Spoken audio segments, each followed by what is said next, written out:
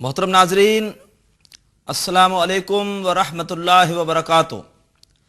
अल्हम्दुलिल्लाह कि Q campus में कुरान फहमी के लिए अरबी ग्रामर पढ़ते हुए हम फ़ेल की बहस में खासे आगे आ चुके हैं और पिछली क्लास में हमने मुज़ारे मंसूब को भी समझा और उन अल्फाज को भी समझा जिन्हें नवासिब मुज़ारे कहते हैं कि जिनकी वजह से फ़ेल मुज़ारे ये हालत नसब में आ जाता है, मंसूब हो जाता है। अब इसी तरह के कुछ अल्फाज हैं जिन्हें हम कहते हैं जवाज़िम मुज़ारे, और इनकी वजह से मुज़ारे का फ़ेल वो हालत जज़म में आ जाता है जिसे हम कहते हैं मुज़ारे मजज़ूम। इंशाअल्लाह आज हम उसको पढ़ेंगे। आइए मुज़ारे मजज़ूम पढ़ते हैं।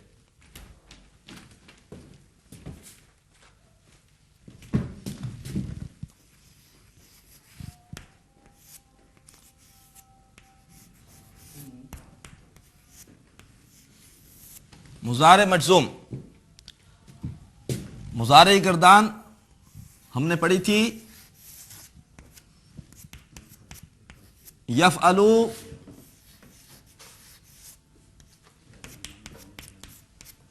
यफ़अलाने,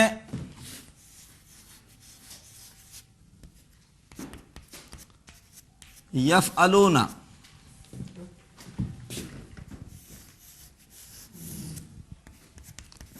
तफ़अलू,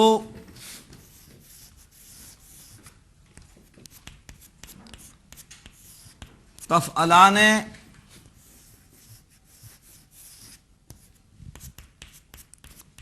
यफ़अलना।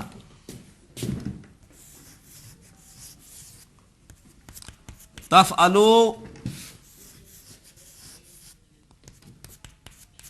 तफ़अलाने,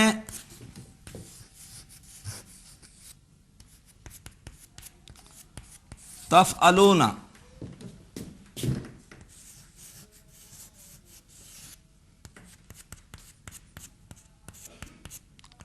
तफ़अलीना, तफ़अलाने,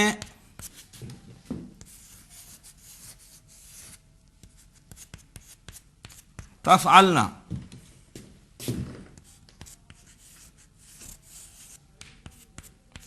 अफ़अलू,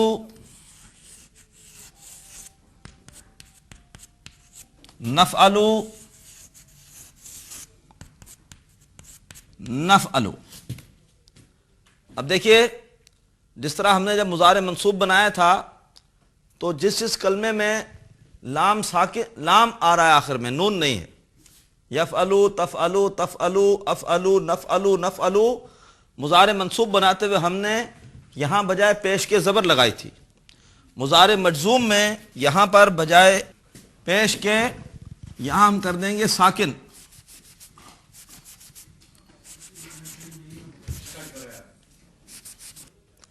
देखिए, जैसे हमने मुज़ारे मंसूब में जहाँ जहाँ आखिर में सिर्फ लाम था, नून नहीं था, हमने वहाँ पर पेश को हटाकर और अलामत सुकून लगा दी थी, ज़बर लगा दी थी।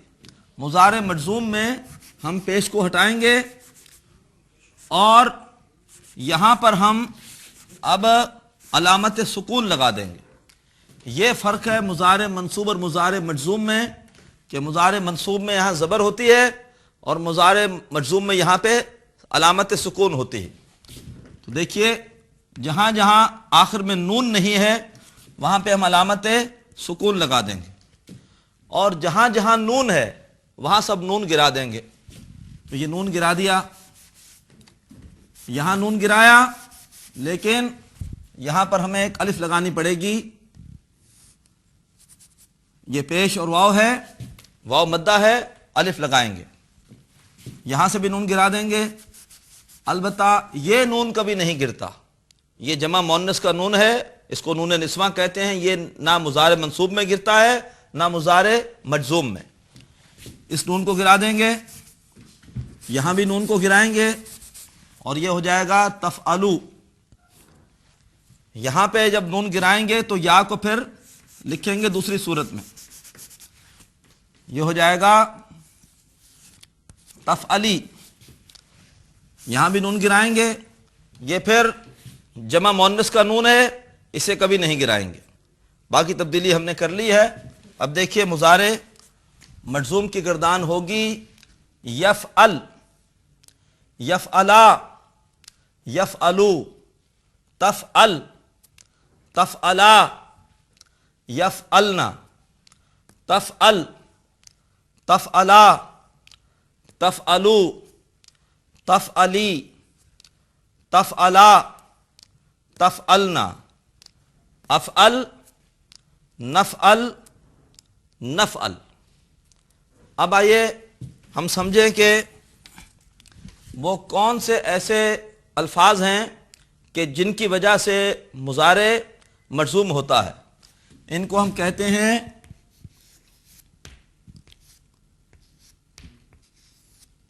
جوازم مضارع۔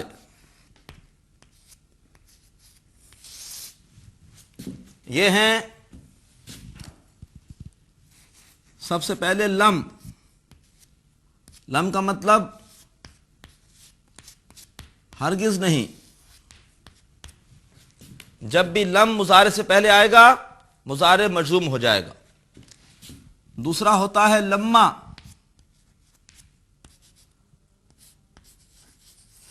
ابھی تک نہیں، ابھی تک نہیں، اس کی وجہ سے بھی مضارع مجزوم ہوتا ہے۔ پھر لا، اس کو کہتے ہیں، اس کا مطلب ہوتا ہے نہیں، اور اس کا نام ہے لائے نہیں، اس کی وجہ سے بھی مضارع مجزوم ہو جاتا ہے۔ پھر ہوتا ہے ان۔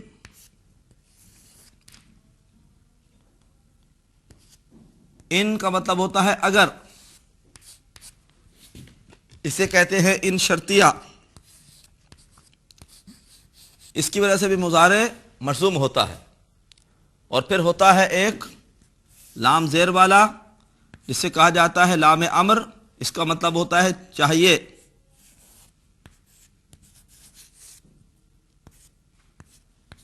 چاہیے، اسے کہتے ہیں لام امر۔ یہ بھی مضارع کو مجزوم کرتا ہے۔ اور ایک آخری ہے من، یہ بھی اگر شرطیہ ہو، اس کا مطلب ہوتا ہے جو، یہ بھی مضارع کو مجزوم کرتا ہے۔ دیکھیے جوازم مضارع کیا ہیں؟ لم، ہرگز نہیں، لما، ابھی تک نہیں، لا، نہیں، لائے نہیں کہلاتا ہے یہ۔ بعض اس کا ترجمہ کرتے ہیں نہیں چاہیے، لا یفعل، اسے چاہیے کہ نہ کرے۔ ان کے معنی اگر، اسے کہتے ہیں ان شرطیہ، کیونکہ ان قرآن پاک میں اور مفہوم میں بھی استعمال ہوتا ہے۔ ان شرطیہ ہمیشہ مضارع کو مجزوم کر دے گا۔ پھر لام زیر لی، چاہیے، یہ لام امر کہلاتا ہے اور یہ بھی مضارع کو مجزوم کرتا ہے۔ اور من شرطیہ، یہ بھی مضارع کو مجزوم کرتا ہے۔ جیسے قرآن مجید میں آتا ہے من یعمل، دیکھیے مجزوم ہے مضارع، من یعمل مثقال ذرۃ خیرا یرا، جس کسی نے بھی مضارع کو، جس کسی نے بھی برا اچھا عمل کیا وہ اس کو دیکھے گا۔ تو یہ ہیں جوازم مضارع۔ مضارع مجزوم ہم نے پڑھ لیا، جوازم مضارع ہم نے پڑھ لی ہے۔ اب ایک چیز یہ نوٹ کیجئے کہ جواب امر اور جواب شرط بھی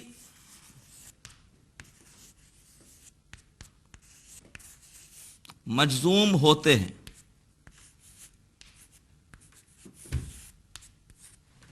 جواب شرط اور جواب امر بھی مجزوم ہوتے ہیں۔ میں آپ کو قرآن پاک سے اس کی ایک مثال دے دیتا ہوں۔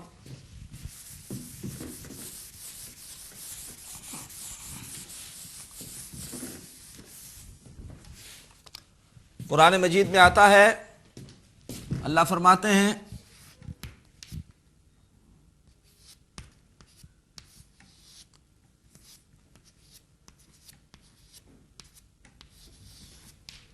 फज़कुरूनी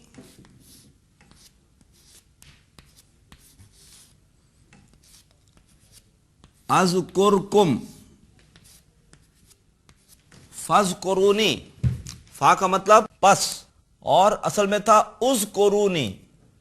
ये अलिफ जो था अमर का वो हमज़तुल वसल होता है, वो उसकी हरकत नहीं लिखी गई, मिला के पढ़ने से वो गायब हो गया। फज़कुरूनी, अल्लाह फरमाते हैं पस तुम मुझे याद करो, अज़कुरकुम, मैं तुम्हें याद करूंगा। तो मेरा जिक्र करो, मैं तुम्हारा जिक्र करूंगा। अब यहां पे अज़कुर को देखिए, ये मजजूम है। ये क्यों मजजूम है? इसलिए कि ये अमर था, अल्लाह का हुक्म था फज़कुरूनी। जवाब अमर क्या है? अज़कुर, अगर तुम यूं करोगे तो मैं यूं करूंगा। फज़कुरूनी, बस तुम मुझे याद करो, अज़कुरकुम, मैं तुम्हें याद करूंगा।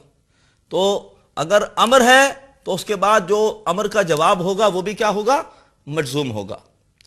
ये हमने इस असूल को समझ लिया। इसी तरह अगर कहीं शर्त हो तो जवाब शर्त भी क्या होता है? मजजूम होता है। इंशाअल्लाह हम जब कुरान पढ़ेंगे तो उसकी मिसालें भी हमारे सामने आएंगी। इसके बाद अब हम पढ़ेंगे अफ़ाल नाक़िसा।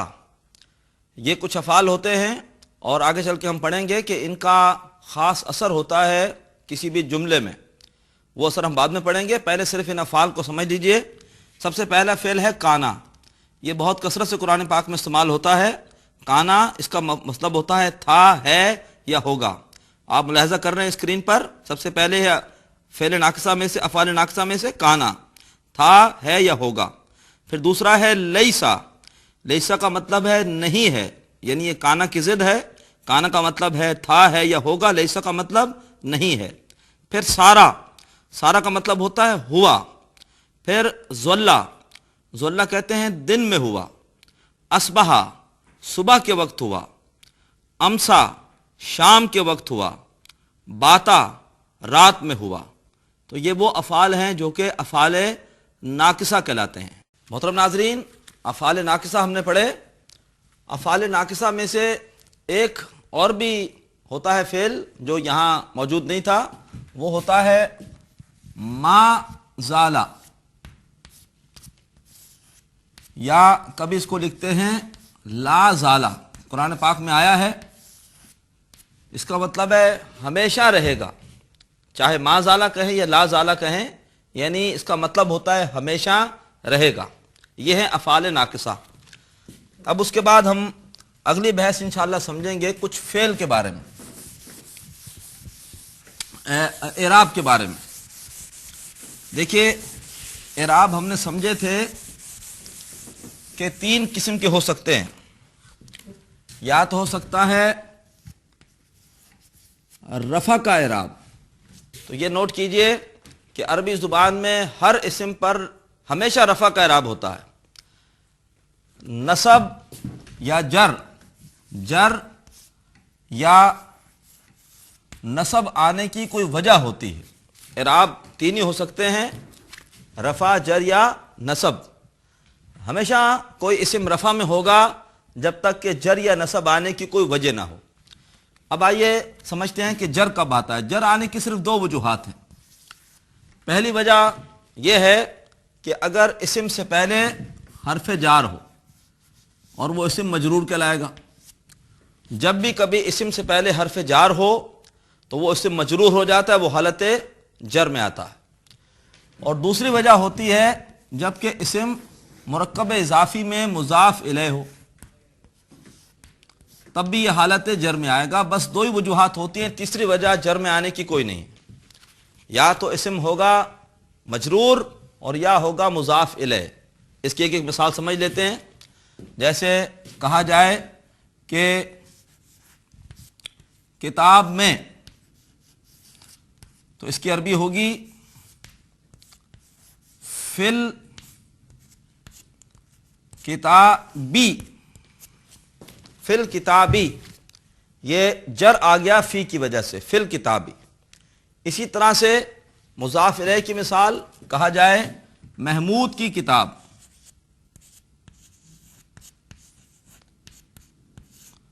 तो किताबु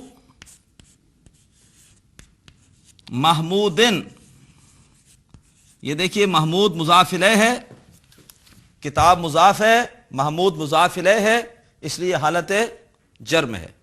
تو یہ جر میں آنے کی صرف دو وجوہات ہیں۔ اب آئیے نصب میں آنے کی وجوہات کو سمجھتے ہیں۔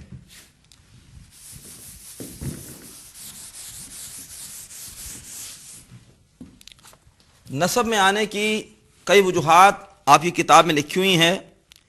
پہلی یہ ہے کہ اگر اسم سے پہلے حروف مشبہ بالفعل ہو، جیسے انا ہو، انا کے بعد اگر کوئی اسم آ رہا ہے تو وہ حالت نصب میں ہوگا، جیسے ان اللہ علی کل شیء قدیر۔ تو اللہ پر نصب کیوں آئی؟ انا کی وجہ سے۔ انا، انا، لاکنہ، لعلہ، لیتا، یہ ہم پہلے پڑھ چکے ہیں، یہ سب کے سب حروف مشبہ بالفعل ہیں۔ دوسری وجہ یہ ہے کہ اگر اسم افعال ناقصہ کی خبر ہو، جیسے مثال یہاں پر دی ہوئی ہے کان اللہ بکل شیء علیما، کانا کی وجہ سے خبر پر نصب آتا ہے، انا کی وجہ سے اسم پر اور کانا کی وجہ سے خبر پر۔ کان اللہ علیما، اب یہ علیما خبر ہے اللہ کے بارے میں، اور جب بھی افعال ناقصہ آئیں گے تو وہ خبر کو نصب میں لے آتے ہیں، حروف مشبہ بالفعل اسم کو، مبتدا کو، اور افعال ناقصہ خبر کو نصب میں لے آتے ہیں۔ تیسری وجہ ہے اگر اسم مفعول ہو، جیسے قرآن مجید کی مثال ہے کہ قتل داود جالوتا، قرآن پاک میں ہے داؤد نے قتل کیا جالوت کو، تو جالوت پہ نصب کیوں ہے؟ اس لیے کہ یہ مفعول ہے، مفعول ہمیشہ حالت نصب میں ہوتا ہے۔ یہ تیسری بات ہو گئی، پہلی، دوسری، تیسری۔ چوتھی صورت یہ ہے کہ اگر اسم مفعول مطلق ہو، مفعول مطلق ابھی سمجھتے ہیں، جیسے مثال دی ہوئی ہے کلم اللہ موسیٰ تکلیما،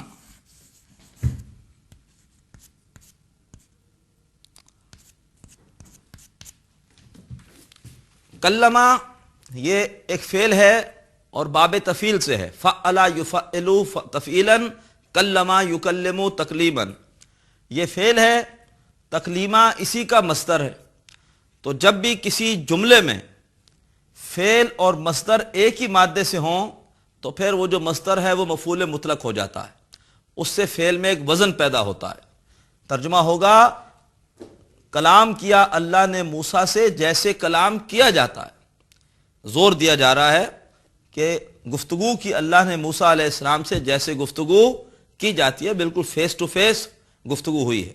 اللہ نے موسیٰ علیہ السلام کو بلایا کوہ طور پر، درمیان میں حجاب تھا، موسیٰ علیہ السلام اللہ کو دیکھ نہیں سکتے تھے، لیکن ہم کلامی ہوئی ہے ایسے جیسے کہ ہم کلام ہوا جاتا ہے۔ تو یہ تکلیمہ مفعول مطلق ہونے کی وجہ سے حالت نصب میں ہے۔ پھر پانچویں وجہ لکھی ہوئی ہے کہ اگر اسم کسی فاعل یا مفعول کا حال ہو، حال، جیسے جعل لکم الارض فراشا، جعل لکم الارض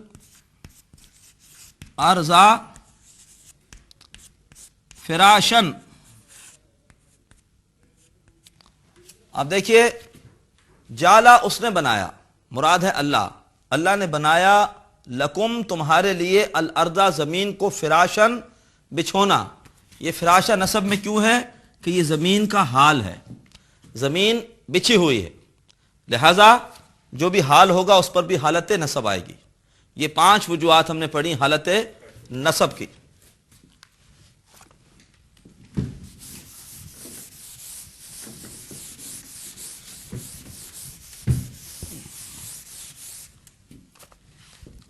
اس کے بعد چھٹی وجہ ہو سکتی ہے اگر اسم کسی فعل کی علت یعنی وجہ ہو، جیسے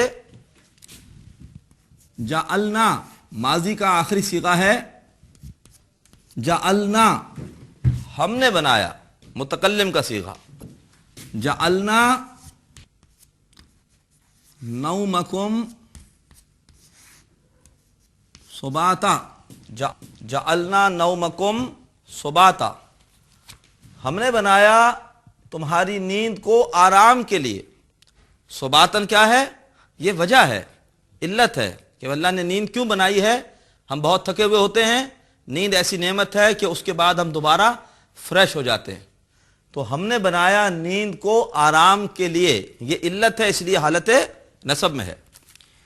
اس کے بعد ہے اگر اسم تمیز کے طور پر استعمال ہوا ہو، جیسے سورہ کہف میں آتا ہے ایک شخص دولت مند وہ دوسرے غریب آدمی سے کہتا ہے انا اکثر من کا، انا اکثر من کا مالن، تکبر سے کہتا ہے وہ انا اکثر من کا مالن، میں زیادہ ہوں تم سے مال کے اعتبار سے. یہ جو مالن ہے کیا ہے؟ یہ تمیز ہے. کس اعتبار سے زیادہ ہوں؟ تمیز کرنی پڑے گی. میں تم سے زیادہ ہوں مال کے اعتبار سے. پھر ایک 8ویں صورت ہے نسب میں آنے کی، اور وہ ہے ظرف. جب بھی ظرف ہوتے ہیں وہ حالت نسب میں ہوتے ہیں. ہم نے اس سے پہلے یہ پڑھا تھا فوقا، تحتا، خلفا، بعدا، قبلا، یہ سب کیا ہوتے ہیں؟ حالت نسب میں ہوتے ہیں. محترم ناظرین، الحمدللہ کہ آج ہم نے مضارع مرزوم کو سمجھا، جوازم مضارع سمجھے، اور اس کے بعد ہم نے افعال ناقصہ پڑھے، اور آخر میں ہم نے اسم کی اعرابی حالت کے حوالے سے کچھ باتوں کو سمجھا کہ کب کوئی اسم حالت جر میں آتا ہے اور کب کوئی اسم حالت نصب میں آتا ہے. حالت نصب میں آنے کی کچھ وجوہات اور بھی ہیں، انشاءاللہ وہ ہم آئندہ کلاس میں سمجھیں گے. اللہ تبارک و تعالیٰ سے دعا ہے کہ اللہ تعالیٰ قرآن فہمی کے لیے ہماری اس کاوش کو قبول فرمائے اور ہمارے لیے آسان فرمائے. آخر دعوانا ان الحمدللہ رب العالمین. ناظرین، ابھی آپ نے پروگرام عربی گرامر برائے قرآن فہمی کا لیکچر نمبر 14 ملاحظہ فرمایا. اب آپ کے سامنے اس لیکچر سے متعلق سوالات پیش کیے جا رہے ہیں. ان سوالات کے صحیح جواب دینے والے ناظرین کو کیو ٹی وی کی جانب سے کورس کے اختتام پر سرٹیفکیٹس دیے جائیں گے. سوالات یہ ہیں. سوال نمبر 1، مضارع منصوب میں اگر کلمہ پر زبر لگاتے ہیں تو مضارع مجزوم میں اس پر ڈیش لگاتے ہیں. اے زیر، بی پیش، سی علامت سکون. سوال نمبر 2، عربی زبان میں کسی اسم کے حالت جر میں آنے کی ڈیش وجوہات ہوتی ہیں.